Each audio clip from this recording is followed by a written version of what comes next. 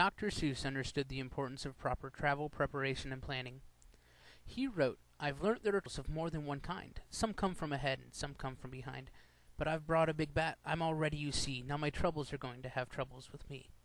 Hello, I am Aaron Dominique, and today I'm going to discuss the importance of proper travel preparation and planning for an outdoor adventure.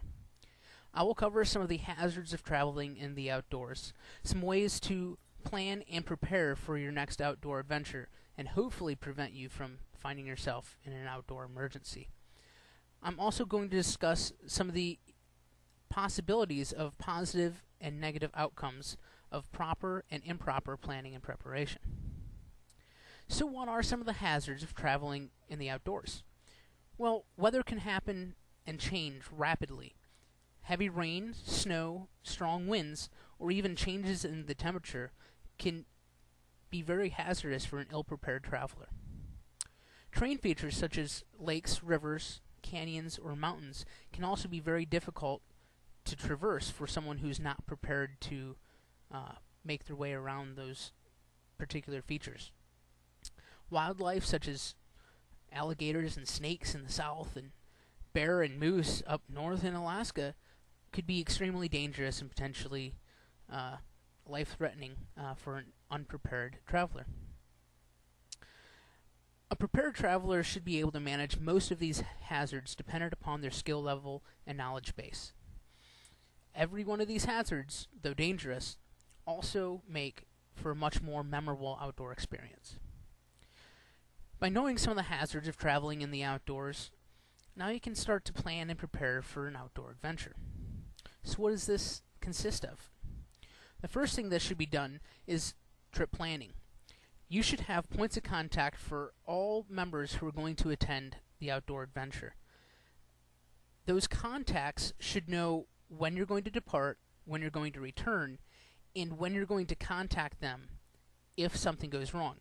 And if they don't hear from you, they should have the orders and directions on how to start a search if it becomes necessary. In addition to planning, you may want to prepare a safety pack or personal pack with a first aid kit, a knife, an emergency blanket, and a water bottle, and maybe some extra food. All of these can be extremely critical and potentially life-saving if you're stuck out in the elements for any period of time. A good survival book is also something you may want to look into prior to your trip so that you can be more prepared and more read up and learned on what you're going to be working with. No situation is ever 100% the same as what you may read about, so be ready to think outside of the box if the need arises. We've discussed some hazards, some ways to prepare and hopefully plan for your outdoor adventure, but what if you plan poorly? I'm an avid caver, and I found myself in some very tight spots. One of which, my parents actually were in the process of walking out of the garage to put out an APB for me when I was following a friend home from a camping trip because they lived 8 miles from a cavern. Their dog kicked up hornets, and one thing led to another. Severely rolled ankle, several hornet stings, and I passed out for 12 hours. I called my parents as they walked out of the garage and told them I had rolled my ankle and it would be another almost 24 hours before I came home. That was bad planning and bad preparation on my part.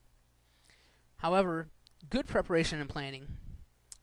I went to an Arctic survival school here in Alaska. 2 days was spent on proper planning and preparation to go out in the field for 3 days and 2 nights in negative 20-degree Fahrenheit temperatures and temperatures as high as 25 above during the day. Rapid changes can be very detrimental in the long run, and there's a lot of potential for cold weather emergencies. Nobody got injured. It was a blast, one of the best trips I'd ever been on. So let's recap what I've covered so far. We've discussed hazards of traveling in the outdoors, some ways that you can plan and prepare to hopefully prevent you from being caught in an emergency situation, and some things that can happen on bad and good travel preparation. The difference between proper planning and poor planning. proper planning and preparation make a potentially dangerous and hazardous outdoor travel into an outdoor adventure, whereas poor planning and preparation can lead to disaster. So be safe and get out there and enjoy the outdoors.